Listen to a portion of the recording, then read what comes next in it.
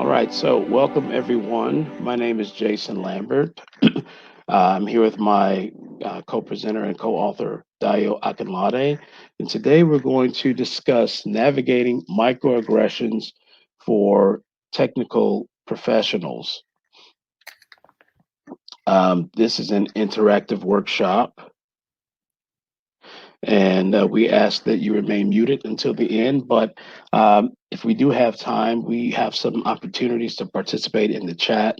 You can unmute when asked to do so, and please save your questions until the end. Okay, so what we're going to do today, we're going to look at microaggressions. We all hear about microaggressions, but what are microaggressions? Why do they happen? What are the implications of microaggression? And then we'll talk about some strategies for addressing microaggressions in the workplace. So when you think of a pit bull, what image comes to mind? This or this? For me, it's this. And why is that? Next slide, please.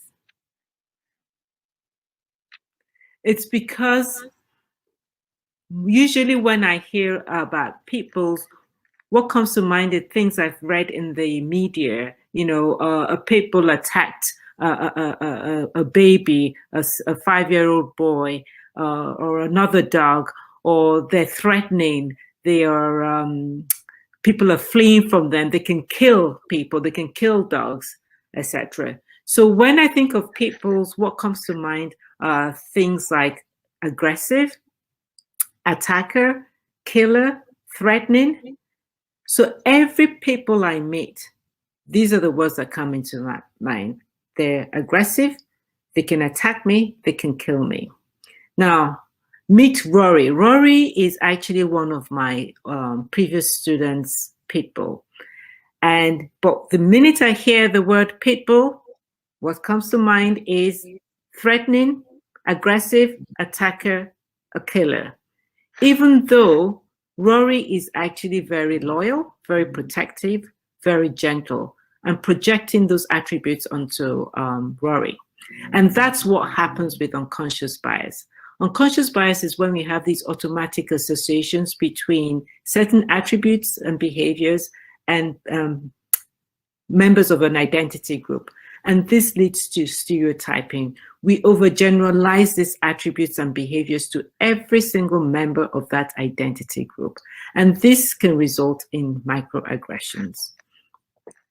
So microaggressions are indirect, subtle, or unintentional discrimination against a marginalized group. They often reflect our unconscious bias, and they tend to perpetuate stereotypes. They convey demeaning messages and can create a hostile work environment with feelings of exclusion for the members of the minority group and amplify inequity in an organization. So, for example, being expected to be the spokesperson for all members of a particular identity group, not appreciating the fact that just because you are Black does not mean that you speak for everybody and that you have your own unique perspective on a topic or a situation. Another example is anglicizing your name. So you have a foreign name and people wanting to shorten it because it's too difficult to pronounce. So microaggressions are like, somebody described, there's a really cute video on YouTube and it likens it to mosquito bites. So you have the one bite is okay, you know, on its own, it doesn't seem that serious, okay? But then you have all these series of bites, and that's when it becomes a problem. And that's really the problem with microaggression. It's when you have all this series of insults that may be subtle on their own, But when they come together, when they occur together and every day, then it becomes a problem. So Dr. Chester Pierce, who's one of the first people that first coined the phrase microaggression, he says this eloquently. He says, even though any single offense can be relatively innocuous, the cumulative effect to the victim and to the victimizer is of an unimaginable magnitude. And that's the key with microaggressions. So, for example, somebody says you're very articulate. My son, when he first went to college, people would say he was very articulate, and it sounds like a compliment. But then they didn't say the same thing to his friends who graduated from the same high school as him and spoke in exactly the same way. So in other words, they're saying that he's articulate for a Black person, that Black people are not expected to be articulate. It could include things like, oh, can I touch your hair? Where are you really from? Almost as if you're an alien in this country, even though you were born and raised here. Saying that's too difficult for you, expecting you not to be able to achieve certain levels or not be able to take on certain projects because they don't think you are capable. It also includes things like, can you click, please, Jason? Mispronouncing your names, ignoring your input, because you're a racial minority, banning hairstyles, gaslighting, or as if you are the problem if you bring up issues. Tone policing as well are just examples of microaggressions. So the implications of microaggressions is that it's very challenging. So it's difficult to identify and address because it's so subtle and vague. So, for example, it's easier to go up to your boss and say, oh, somebody called you a racial slur, right? But it's very difficult to convince them that there's an issue if you say somebody said you were very articulate. So that's one of the issues with microaggressions. Quite often they're innocent. The person may not know that they're doing or saying something wrong. But for the victim, it's still very visible and very oppressive. And sometimes victims are reluctant to bring it up because people might think they're being too sensitive.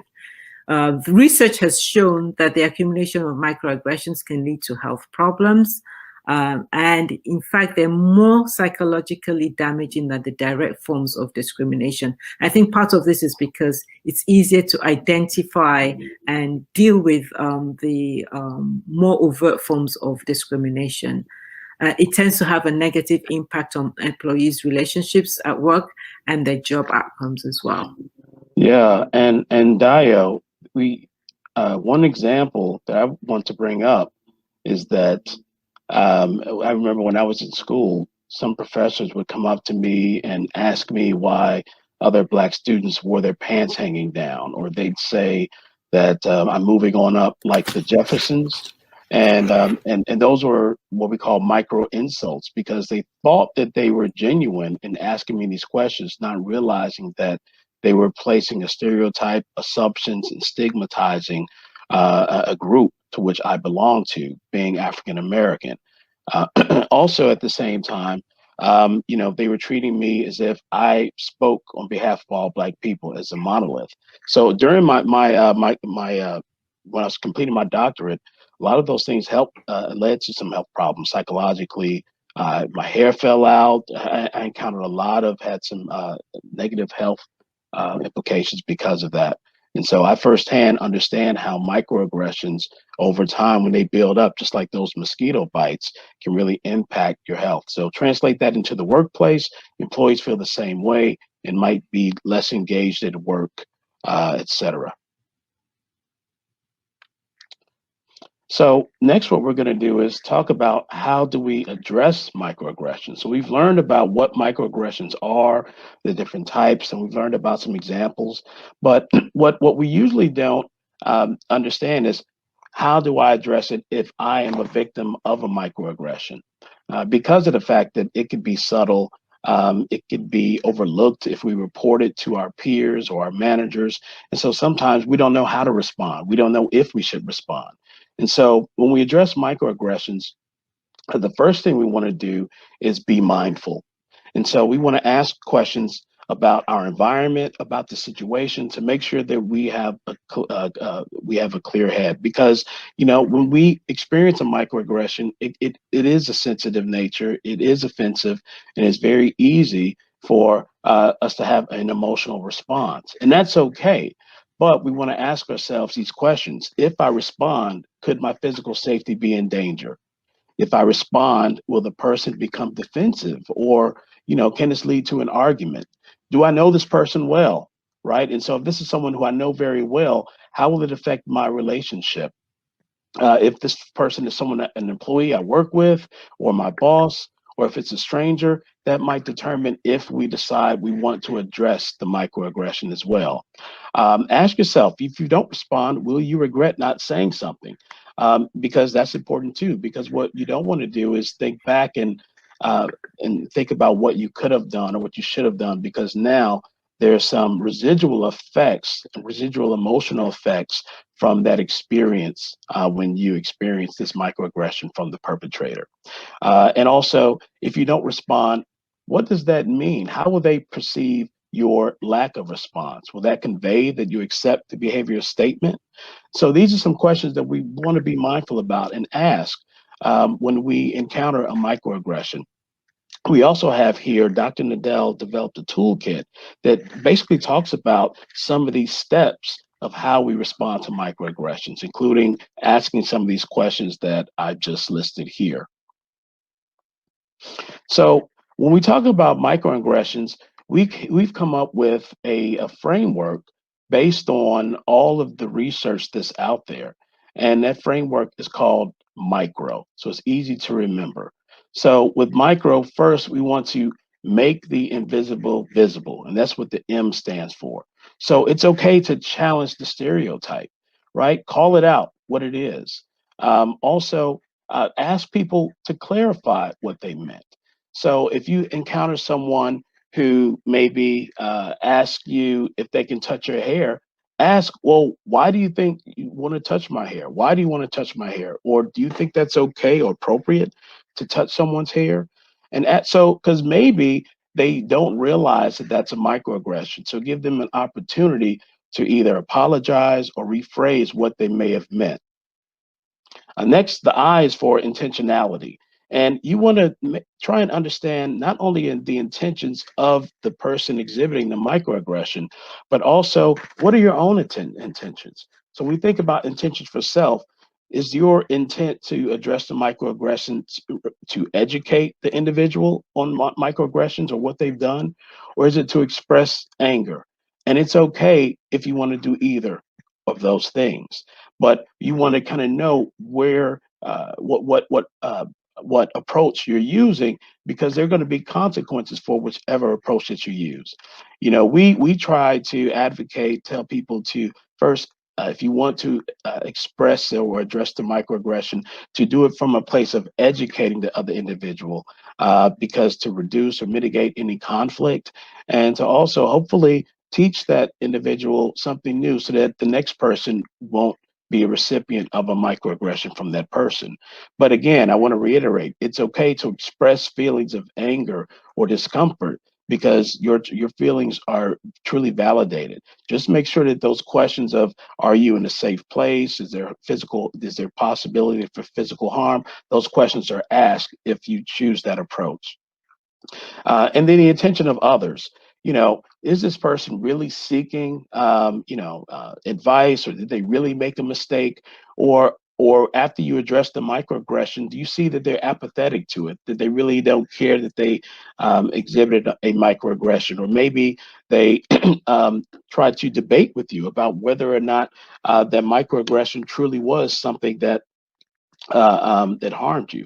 And it's important for them to understand, and you can articulate this to them, that it doesn't matter what their intention is, but it still has the same harmful effect. And then again, different microaggressions. Some are very explicit, and these are micro assaults because you can very visibly see that there was some intent behind what was said.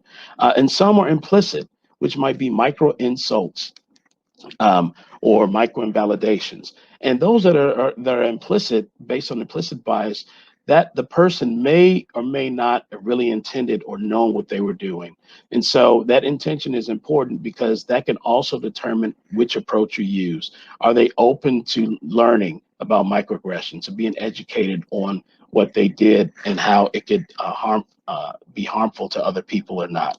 The intention matters, but also so does the impact. And C is to communicate. And you want to engage in one-on-one dialogue if possible about what was offensive. And so sometimes it's not good to engage in these conversations if you're in a circle or if you're in a meeting, but after the meeting, take someone to the side and say, hey, I want to let you know that that statement that you said I felt was pretty offensive. And I think that most other people who are black or who belong to my identity group or who are gay or lesbian or what have you would also think that's offensive. So explain that to them. If you see in microaggression, it's okay to interrupt and redirect.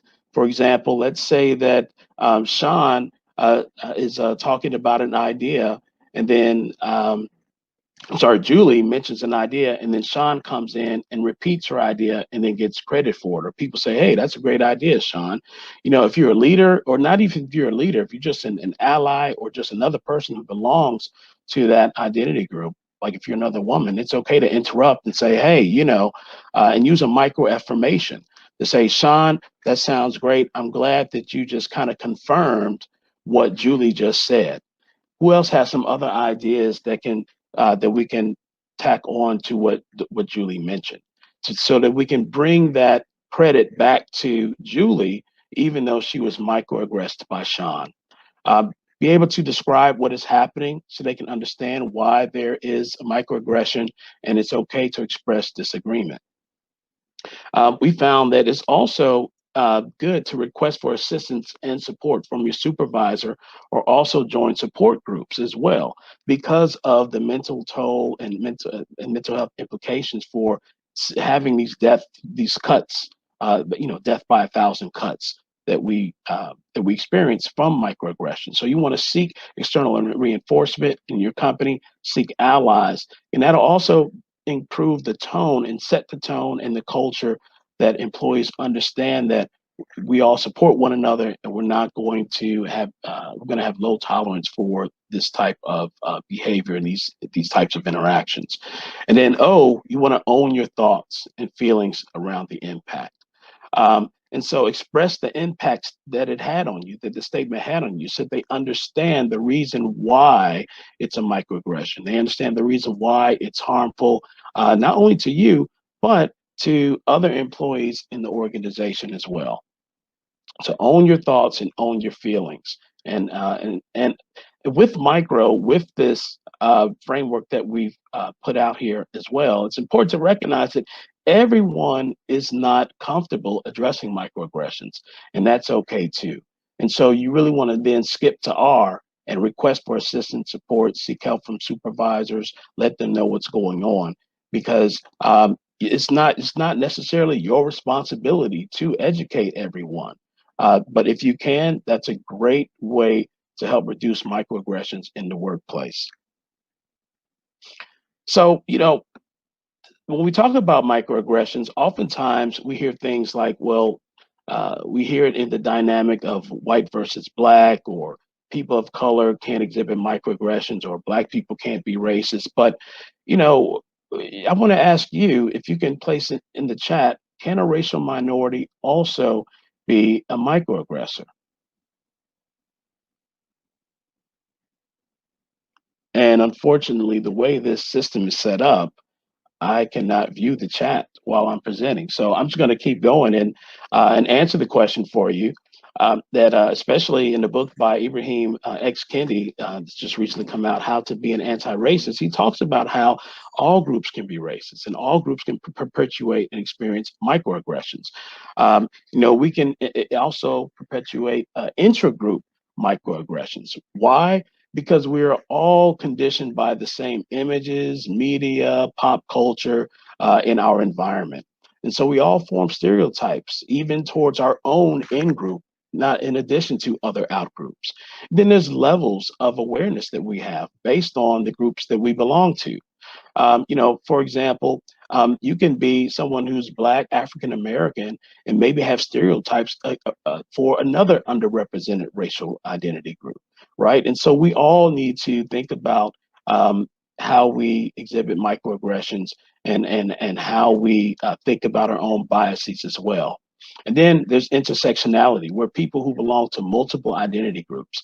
And so you can have someone who's Black who is a microaggressor towards a Black woman, or because of her gender or sex, or someone, or a Black gay or lesbian employee because of their sexual orientation. So, due to intersectionality, all of us at some point need to check our biases to make sure that we don't exhibit microaggressions, even though we also can be the recipients of them as well. So, what do you do if you're accused of being a microaggressor? Right? And so we've talked about what happens if we experience a microaggression, but what about if we're accused of being the microaggressor? Well, first, take a deep breath, right? Because this can be an emotional thing. Because sometimes, because microaggressions, micro insults, and micro invalidations, those who exhibit those may not realize that they have exhibited a microaggression. May come as a shock or surprise to you, especially if you're a person of color, or someone who already belongs to a marginalized group, because sometimes we don't think that we have the capacity to exhibit microaggressions as well. So take a breath. Overlook the emotion from the accuser, because the accuser has a right to be upset, has a right to be emotional, and be open to dialogue. So think about this. If someone calls you out on it, especially if you're at work or if they're a friend, someone who you know, that might mean that they trust you. And that's a good thing. And so actively listen to what the person accusing you of being a microaggressor has to say. Don't over explain yourself.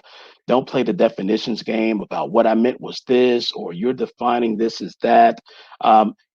We suggest that you just simply just apologize, because we've all learned about the golden rule, which is to treat others as one wants to be treated. Treat those how you want to be treated. But what's more important is the platinum rule. That's treating others how they want to be treated. And so recognize that, you are not the expert on this issue. You're not the person who's experienced microaggressions based on that group. So really, they have more experience and know more about it than you. And so it's good to give that benefit of the doubt, understand, listen, learn, and apologize, and treat them how they want to be treated. Um, Due to the lack of time, I think we're not going to be able to do this activity because we had technical difficulties moving in, and I want to open the floor for questions. But to summarize, microaggressions, they may or may not be intentional, and that's important to recognize, but the effects are still the same. So although they may not be intentional, you still want to address the microaggressions, but be mindful of the context as well. All groups, irrespective of your background, can experience and perpetrate microaggressions. And remember that it's important to value all of our differences and to recognize that we all are human, right? Absolutely. So we're going to open the floor for some questions. And if you visit our website at careermentornet.com, you will also find a link to the under about what we read and what we talk about. In that link, you can find a diversity resource spreadsheet that links out to that for more information about not only microaggressions but trainings, other best practices on how to improve diversity, climate change, and enact diversity, climate change, and improve the equity and inclusion in your organization. So I'm going to stop sharing now, and hopefully, when I stop sharing, I will be able to actually I can come back and see the participation here. Okay. Ah, interesting. Yes. So I'm reading through the chat for any questions that you might have. I'm sure Dio still can't hear me. Can you hear me still, Dio? No, she can't, unfortunately. But what we will begin to do is answer some of these questions for you. And these are some great comments, too. Some people might get hostile due to a microaggression. Kareem says that absolutely. I feel the same way. That's why it's first important to take a deep breath and be mindful first. So we don't get ourselves into too much trouble, right? Even though, like John Lewis says, we can get into good trouble. Say nothing, feel regret. Good point. Respond, be perceived as stereotypical person. It is a catch 22. And that's why when we look at the framework for micro, that R, the request assistance, is very important. So you can have a support system as well. Throwing hands if they touch my hair. That's funny. Yes, yes, they can. So if you have any questions, please add the questions to the chat. How do you handle your anger during a situation where the aggression is very offensive? Kareem, that's a very good question, and there are different techniques for different people. But there's if you meditate. I know for me, I meditate regularly, and so what happens? Those who meditate know this: that when you're in stressful situations, just by beginning your meditative process, whether it's counting or breathing, you're able to quickly put yourself in a trance state because your body is now conditioned to that system, that process. And so that's one way that you can do that. Breathing techniques, counting backwards to maybe, reduce the cognitive load of that situation to think about other things. But sometimes, like we said before, you don't have to address every microaggression. And sometimes it's best to just walk away, especially if it's someone who is not responsive to you educating them on the fact that they've exhibited a microaggression towards you. Okay. How do you handle your anger during a situation? Is addressing your boss different than addressing a coworker? So that's a great question. So, there's power differential, power dynamics there. If your boss is the one that's exhibiting the microaggression, I would say that, yes, talk to your boss about that as well. Now, your culture of your organization better than I do. But if you feel too uncomfortable to address your boss, then it might be time to maybe seek employment elsewhere. But also, if your organization has employee resource groups, or sometimes some companies are creating what's known as organizational ombudsman. So they're like an ombudsman for the private sector. So someone who is impartial, someone who has a confidential process to receive feedback from employees, or even HR, that might be where you need to go.